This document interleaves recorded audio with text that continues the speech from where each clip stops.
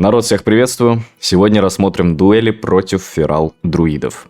С одной стороны, здесь все довольно просто, потому что много каких-то моментов запоминать не нужно, но по факту очень проблемный для нас сетап. Друиды супермобильные, постоянно могут менять форму диспеля замедления, могут сами себя подхилить, у них есть для этого возможности. Это очень проблемно для нас, потому что они, опять же, из своей мобильности могут просто убежать, восстановить себе хпшку и заново войти в бой. И обладают таким нехилым бурстовым уроном, который мы при отсутствии талантов необходимых перехилить не всегда сможем. То есть, если вы играете в стандартном анхолике, у вас нету захвата рун, у вас нету, я не знаю, кровавой метки какой-нибудь, да, если вы не гибрид, то возможностей для захила у вас не так много. Ну да, вы можете съесть питомца и можете ударом смерти постоянно хилиться. И если бой растянуть, у вас начнутся проблемы. Так что же нам сделать, чтобы иметь шансы на победу? Ну, во-первых, мы начинаем бой всегда в стойке льда. То есть вы выходите на арену, видите, что против вас инвизер, это либо разбойник, либо друид. Сразу тыкаете власть льда и ждете, пока по вам вскроется противник. Если это ферал, он, скорее всего, начнет со стана и начнет накидывать на вас дотки. И здесь есть две основные развилки, две вариации, две опции. Станете его питомцем или не станете? Ну, вурдалаком. Зависит это от нескольких факторов. Первый, нажал он берсу или нет. Способность у него есть бурстовая, берсерк называется, 3 минуты кдэшится. Короче, если вы видите, что он по вам дал стан и сразу прожал берсерка, я бы все-таки тогда его станил питомцем, чтобы он хотя бы тринкет потратил. Потому что если он не потратит тринкет, вы тогда точно выиграли в этом моменте, потому что он потратил свой бурст, вы его застанили, и он под бурстом стоит в контроле. Ну так никто делать не будет. Поэтому да, если видите, что он берсу нажимает, станете его пэтом, он нажимает тринкет, вы терпите. Свой тринкет вы не тратите. Дожидаетесь время окончания действия стана, который он на вас накинул. Но это маловероятно. Скорее всего, никакой код сразу берсу нажимать не будет, поэтому мы просто терпеливо ждем, пока действие стана закончится. Выходим из стана, начинается уже игра. Если он после этого нажимает берсу, есть смысл нажать незыблемость льда и стойку пока что не менять. То есть вы же начинаете бой в стойке льда, все, видите, что он прожал берсу, значит сейчас пойдет основной дамаг от него, нажимаете незыблемость льда. Почему я рассматривал вариант, что вы не тратите стан питомцем свой, стан вурдалака, при первом опене от кота, вот когда он вас станет из инвиза и начинает вас дотать. Почему его лучше не станить, если он сильно больно вас не бьет? Потому что потом, когда он захочет убежать из-под нас, у нас будет не только немота и грипп, но еще и стан пэтом. То есть вы призываете гаргу, немоту накидываете на ферала, чтобы он не подхилился, не зациклонил ее и так далее. Он начинает убегать, скорее всего, вы просто его гриппаете к себе, и под конец действия немоты еще и станом сверху накидываете, чтобы дополнительное время выиграть. Опять же, если он тринкет не тратил, а скорее всего он не тратил тринкет, он потратит тринкет в этом случае. Но лишние там микросекунды вы выиграете, потому что... А почему бы и нет? Во время дуэли с фералом постоянно нужно отслеживать дотки и использовать удары смерти. Постоянно вампиримся, постоянно регеним себе хп, потому что, опять же, если этого не делать, рано или поздно он вас измором возьмет. Он навешает дотки и убежит. Вы захилиться не можете. Только там, я не знаю, один раз нажать перерождение, кайлы себе в лицо закинуть, но это, опять же, такой вариант очень ненадежный. Все, поэтому постоянно держим на нем 2 дотки, постоянно используем удар смерти, вампиримся. И если вы понимаете, что вот сейчас, допустим, момент, когда у вас много хп, берсы у него нет, и он не хочет ее нажимать там или так далее. В общем, он вас сильно не прессингует. Нажимаете стойку анхолика, призываете гаргу, и это начало вашего времени. Это ваш шанс к победе просто, прямолинейный. Если за гаргулью вы его не убиваете, потом могут начаться прям большие проблемы, и, скорее всего, вы проебете. Поэтому гарга — это win condition. Под гаргой убили — победа, не убили, скорее всего, точно будет луз, потому что вы его тупо не догоните, он будет хилиться и постоянно возвращаться в бой. Соответственно, стойку анхолика клацнули, потом призвали гаргулью, не наоборот. Иногда, конечно, бывают моменты, и не всегда ты следишь за этим, но так делать не нужно. Стойка анхолика, потом гаргулья. Он видит это и сразу захочет либо ее зациклонить, либо съебаться. Поэтому, как только гаргулья начинает спускаться, сразу закидываете ему немоту в лицо, гриппаете его к себе, когда он уже убежал на достаточное расстояние, чтобы опять же время потянуть. Не надо там нажимать грипп, когда он в 5 метрах от вас. Дайте ему на дистанцию отойти на 15 метров и гриппаете его потом оттуда издалека. Соответственно, немота грипп, если есть стан пэтом, нажимаете еще и стан пэтом. И просто максимально вот сейчас в моменте пытаетесь его забурстить. Отдаем вообще все, что у нас есть, потому что, блин, если не сейчас, то когда вообще? Повторюсь, мы призвали гаргу, накинули немоту на ферала. Можете нажать зеленку, если видите, что он захочет вас зарутать. Если у него вот этот баф, который накидывает на вас корни при автоатаках. Я не помню, как он называется. Там такая лапа куренка, короче, нарисована. И 3 стака. И когда вы милишкой бьете, он вас типа рутает. Под зеленкой это не работает. А стаки снимаются. Поэтому, да, зеленку можете против рутов использовать. Немоту мы закинули в него, чтобы он гаргу не зациклонил и так далее. Единственное, я не могу понять, почему друиды могут менять форму под немотой. То есть он может свапнуться в медведя, хотя на нем немота висит. Мне кажется, это немного неправильно, нелогично. Но типа, ладно, хер с ним. Хотя это странно. Но тем не менее. Когда заканчивается немота, если у вас есть релик на антихил, вот это вот некротическое касание, накидывайте на него некротическое касание, чтобы был блок захила, чтобы он не мог себе много хп поднять и так далее. Бегите прямо в него, прям в упор. Постоянно замедляйте, чтобы он тратил время хотя бы на свап формы и так далее. Дотки на нем висят, кайлами в него кидаем, усиление рунического оружия клацаем, чтобы опять же все у нас руны были и так далее.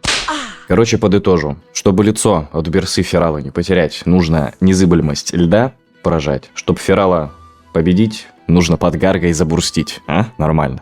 Вот вам, запоминайте. Немоту, которая удушение, закидываем в Ферала сразу же, как только призываем гаргу, чтобы он не мог ее зациклонить, не мог хилиться в это время. Максимально по времени пытаемся держать его в поле, ну или там возле гаргулей, короче. Возле гарги, гриппа его к себе постоянно замедляя. Если стан питомцам на это время есть, станем еще и пэтом после немоты, но не ошибкой будет отдать стан питомцам, когда вот Ферал по вам вскрывается на самом первом его опене. Так тоже делать можно.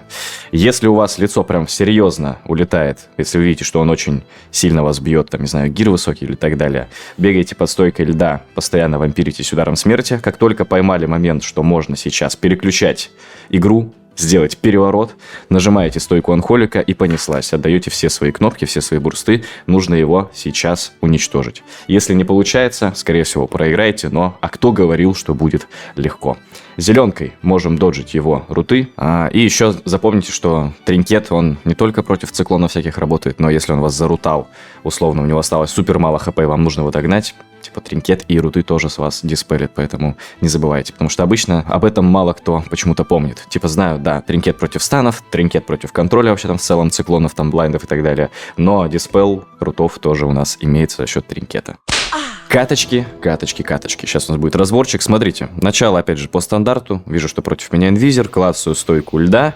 И никогда не будет ошибкой, по сути, закинуть смерть и разложение, лужу. Потому что вдруг вы спалите кошку из инвиза, и тогда вообще все у вас прекрасно пойдет. То же самое с разбойником. Если вы палите их из инвиза, есть шанс накинуть дотку и так далее. Сразу начало боя будет уже у вас в плюсе, уже выигрыше. Смотрите, какая ситуация. Как я и говорил, иногда Фералы делают так, что вот сразу нажимают берсу под свой опен. Он меня застанил, он нажал берсу, начинает меня сейчас долбить, бурстить. Ошибочка моя заключается в том, что из-за того, что он накинул на себя вот этот баф, вот эту вот куриную лапку, не помню, как он называется, мой вурдалак, мой пэт его автоатакнул, и на него накинулись руты. Соответственно, сейчас он подойти к Фералу не может, чтобы его застанить, прыгнуть не может, он под рутами стоит. Поэтому просто стойте возле своего пэта, не отбегайте никуда. Не надо там прыгать, бегать, по арене скакать и так далее. Просто стойте рядом, и даже если вот Ферал также вскроется, и даже на нем будет этот баф, все равно вурдалак будет в упоре, вы сможете его спокойно застанить, если такая необходимость будет. Сейчас эта необходимость есть. Опять же, если бы я его подстанил, он бы 100% нажал тринкет, потому что он бы не захотел стоять в контроле под действием своих бурстов, и уже тринкета у него бы не было. Это хорошо. Соответственно, после двойного вот этого стана, у него сейчас созвездие быка взято, сразу же нажимаю зеленку, сразу же нажимаю незыбку. Незыбку нажал, потому что, опять же, он сейчас в своем пике силы, он под берсой, у него самый большой дэмэдж будет прямо сейчас. Типа, нет смысла экономить незыбку. С другой стороны, он, конечно, не сильно много мне хп пробил, можно было бы как будто бы ее даже и подержать, но лишним не будет. Типа, ладно, нажал и нажал. Зеленку я нажал, чтобы он меня сейчас не зарутал в ответ, чтобы я не стоял так же в корнях, как мой питомец. И я не знаю, кстати, если честно, вот этот момент мне неизвестен, но по идее, когда друид под шипами, мы его бьем в милишке, и нам в ответ прилетает урон от сил природы. Сила природы — это же магия, и по идее, если в зеленку прилетает урон от сил природы, она ее конвертирует в силу рун. По идее, это так должно работать, но я не уверен. Короче, если шарите, напишите, будет прикольно, классно узнать. Соответственно, нажимаю на него все дотки, он под дотками, и начинаю вампириться через удар смерти. Раз, два. Все, 2 раза нажал удар смерти, у меня уже 3/4 хп, хотя в моменте могло опуститься даже там ниже половины. Опять же, если бы я не был под незыбкой, если бы я не был во власти льда, если бы я не вампирился, сейчас хпшки у меня было бы прям мало. И я понимаю, что в целом моментик есть, можно призывать Гаргулью, думаю, почему бы и нет. В идеале, конечно. Вот смотрите, я его сейчас станю, кстати, и он тратит на этот тринкет сразу же. Видите, хочет убежать, подхилиться. Прямо сейчас тот самый момент. Когда вы видите, что от вас кот убегает, надо делать, надо ломать ему лицо. Я призываю Гаргу и потом клацаю себе стойку льда, стойку нечестивости. Так делать не надо. Все-таки нажмите нечестивость, потом призовите Гаргу и грипните. Вы все успеете. Но мне в моменте показалось, что мне может чуть-чуть времени не хватить, что сейчас он уже вот-вот убежит. Я решил, ладно, окей, хер с ним. Нажму Гаргулью, потом его грипну, и потом уже все остальное сделаю. Но в идеале, конечно же, нажимать сначала стойку нечестивости, призывать Гаргу, чтобы она просто больнее, быстрее била и так далее. Вот, грип его к себе, нажимаю на него немоту. Все, теперь он захилить сам себя не может. Ну, именно с пылами, именно вот омоложение там нажать, или что у него там, эти мгновенные хилы. Нажать он их не может. Но стойку, форму поменять он может какого-то хрена. Соответственно, он сразу же свапается в медведя, но здесь он уже никак не уходит. Все, он прям в центре арены, прямо в поле стоит. Не, все. Этот пацанчик уже откис. Еще одна прекраснейшая, просто красивейшая каточка на ваших экранах. Как вы могли понять, арена у нас руины Лордерона. И я попытался спалить инвизера через лужу, не получилось. Один раз нажал скипание крови. И можно спокойненько отойти и встать вот на эту полочку. Прямо где гроб. Лицом, соответственно, к надгробию. Потому что если это рога, он хочет бить вас в спину, если это кошка, он хочет бить вас в спину, но здесь это делать довольно неудобно, можно лишний раз там упасть и так далее. Если встанете прямо на край, то он может, конечно, снизу вас бить, но смотрите, что будет дальше. Я такой стою, жду его. Спрыгнул вниз и запрыгнул обратно. Это вообще ржомба-бомба. У меня еще гномиха, это, я не знаю, просто забавно выглядит. Он, конечно, меня, вот видите, застанил прямо в моменте, как только я вниз спрыгнул, но я успел запрыгнуть обратно наверх на полку. И сейчас он просто через второй стан меня отпускает. Я просто ухожу вперед, а он почему-то не пошел за мной. Видимо, он не смог запрыгнуть, не получилось, либо он не знал, что там можно так сделать. И, короче, я просто запрыгнул обратно, и он проебал свой опен. Не нажимал он здесь бирсу, соответственно. Поэтому я не нажимал здесь незыблемость льда. Смысла в этом не было, я просто ее придержал. Станбетом тоже решил не клацать, потому что хпшки он мне сильно много не пробил. Я думаю, что ладно, типа сэкономлю чуть на попозже.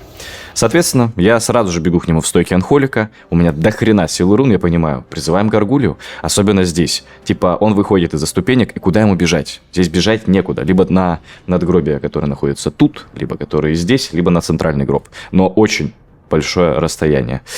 Так что да, здесь 100% сразу надо было призывать Гаргулью, что я и делаю. Накидываю в немоту, чтобы он ее не зациклонил. Под конец действия немоты станю его питомцем. Он держал тринкет, прямо руку на пульсе держал, прямо на тринкете. После тринкета сразу же он циклонит мою Гаргу. А я клацаю усиление рунического оружия, потому что, опять же говорю, прямо сейчас. Либо сейчас, либо никогда. Все. Клацаю усиление рунического оружия, взрываю питомца, ломаю ему лицо. Побеждаем, все, убежать он не смог. Соответственно, если бы здесь я его сейчас не дожал, не прожал, он бы мог спокойно на спринте куда-то убежать. Ну, не спокойно, но у меня еще грипп был и так далее. Короче, вот в таких открытых позициях у Ферала шанса убежать, конечно же, нет. Он бы сейчас побежал допустим, сюда вот за угол, я бы его просто грипнул, спринт бы закончился, Гарга бы вышла из циклона, и он бы проиграл опять же так же. Но если арена позволяет, они могут очень много бегать, мансить постоянно, туда-сюда. Если он выходит на опен, да, вы его просто не выпускаете и до конца уже прям дожимаете киску. Но больше такого контента у меня на бусте. Гайды по классам, гайды дуэльные, разборы арен. Осталось 11 человек, пацаны. Когда будет 50 платных подписчиков, повышаю цену. А пока что всего лишь 100 рублей в месяц. Переходите, знакомьтесь с контентом и подписывайтесь. Всем удачи!